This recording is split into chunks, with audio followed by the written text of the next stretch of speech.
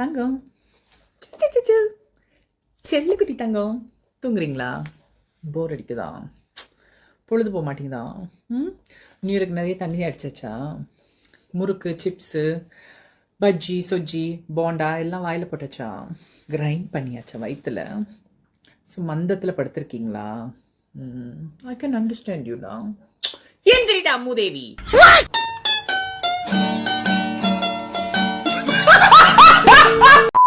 என் பொண்ணு ஸ்கூல் படிக்கும்போது நீ என்ன ஆக போறன்னு கேட்டா உடனே யோசிக்காம டாக்டர் ஆக போறேன்னு சொல்லும். நாங்களும் நம்பணும் அது டாக்டர் ஆகும்னு. சர்டிபிகேட் வாங்கி வீட்டுல போட்டு மாட்டோம்னு நினைச்சோம். ஆனா அது காலேஜ்ல சுத்திருந்துட்டு என்ன பிரேம் மாட்டேங்குது பாருங்க.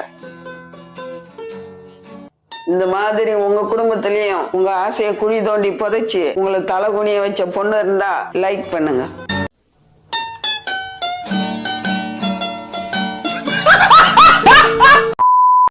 இப்பொழுது திருநெல்வேலி மாவட்டத்தில் ஆரவாரமாக நடந்து கொண்டிருக்கும் சாணி எறிதல் போட்டியில் ஒரு பக்கம் மாமியாரும் மறுபக்கம் மருமகளும் தங்களுடைய அன்பை, பாசத்தை, ஒரு வருஷமாக அடக்கி வைத்த வெறியை, அன்பு வெறியை சாணியாக உருண்டை பிடித்து அவரவர்கள் மாமியார் மேலேயோ இல்ல அடுத்த மாமியார்கள் மேலேயோ எரிந்து மகிழ்ந்து கொண்டிருக்கிறார்கள். இந்த போட்டியில் யாரு ஜெயிப்பார்கள் என்று சிறிது நேரத்தில் தெரிந்துவிடும்.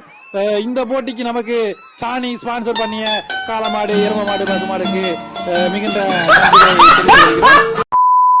என்கிட்ட 10 இன்ச் இருக்கு.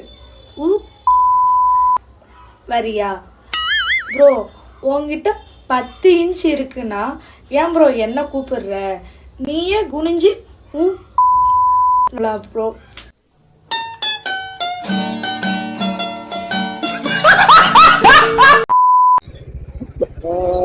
பைக்ல வேகமா போகும்போது பாத்தீங்கன்னா நீங்க திடீர்னு குறுக்க வரீங்க.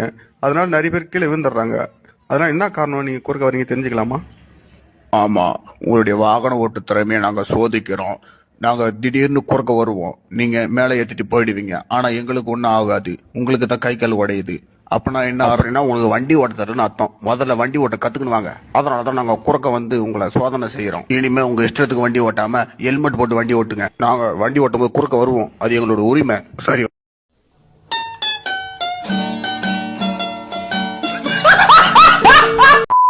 ஹாய், எல்லாருக்கும் வணக்கம். நான் தான் இப்போ ஹவுஸ் ஹஸ்பண்டா இருக்கேன், உங்க சுபாஷ் கிருஷ்ணன். என்னடா வழக்கமா ஒய்ஃப் ஆஃபீஸ்க்கு அனுப்பிட்டு சமையல் வீடியோ தானே போடுவோம், இன்னைக்கு என்னடா பண்றான்னு தானே பாக்குறீங்க. ஆமாங்க, இன்னைக்கு ஒய்ஃப்க்கு லீவு, இன்னைக்கு சண்டே ஆனதுனால அவங்களுக்கு பெடிக்யூர் பண்ணலான்னு ஸ்டார்ட் பண்ணிட்டேன். சோ அதையும் வீடியோ எடுத்து போடலான்னு தான் இந்த வீடியோ போடுறேன். எல்லாரும் யோசிப்பீங்க, அதாவது வீட்டு வேலை செய்யும் போதே நம்ம இவ்வளவு கழுவி ஊத்துறோம், அதையும் மீறி எப்படிடா இந்த மாதிரி வீடியோ எல்லாம் போடுறேன்னு யோசிப்பீங்க. இவனுக்கு கொஞ்சம் கூட வெக்கமான சூடு சொரணை எதுவுமே இல்லையான்னு கூட யோசிப்பீங்க. என் ஒய்ஃபுக்கு நான் பண்றதுக்கு எதுக்குங்க வெக்கப்படணும்? அவங்கவுங்க ஒய்ஃபுக்கு அவங்கவுங்க பண்றதுல எந்த வெக்கவுமே கிடையாது. அடுத்தவங்க ஒய்ஃபுக்கு நீங்க பண்ணா மட்டும்தான் வெக்கப்படணும், வேதனைப்படணும். ஓகேவா?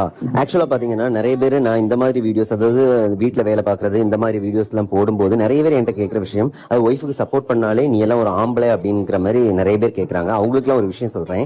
ஆக்சுவலா உண்மையிலேயே ஆம்பளைன்னா யார் தெரியுமா? பெருசா மீசையை வச்சுக்கிட்டவன் ஆம்பளை கிடையாது. 2 புள்ளைய நீ பெத்துக்கிட்டா நீயும் ஆம்பளை கிடையாது. உன்னை நம்பி வந்த பொண்ணு உன்னால கண் கலங்காம இருக்கணும், அப்படி பாத்துக்கிட்டா மட்டும்தான் நீ உண்மையான ஆம்பளை. அது மட்டும் இல்லாம இந்த வீடியோல ஒரு கான்ட்ரவர்சி இருக்கு, அது என்னன்னு பாத்துக்கோங்க. ஆக்சுவலா இதெல்லாம் பார்த்துட்டு திருப்பியும் கழுவி ஊத்துவீங்கன்னு எனக்கு தெரியும். கழுவி ஊத்துனாலும் பிரச்சனை இல்லைன்னு தான் இந்த வீடியோ போடுறேன். ஆமாங்க, என்னோட ஒய்ஃபோட காலை வாஷ் பண்ணி நான் அந்த தண்ணியை குடிக்கிறேன்.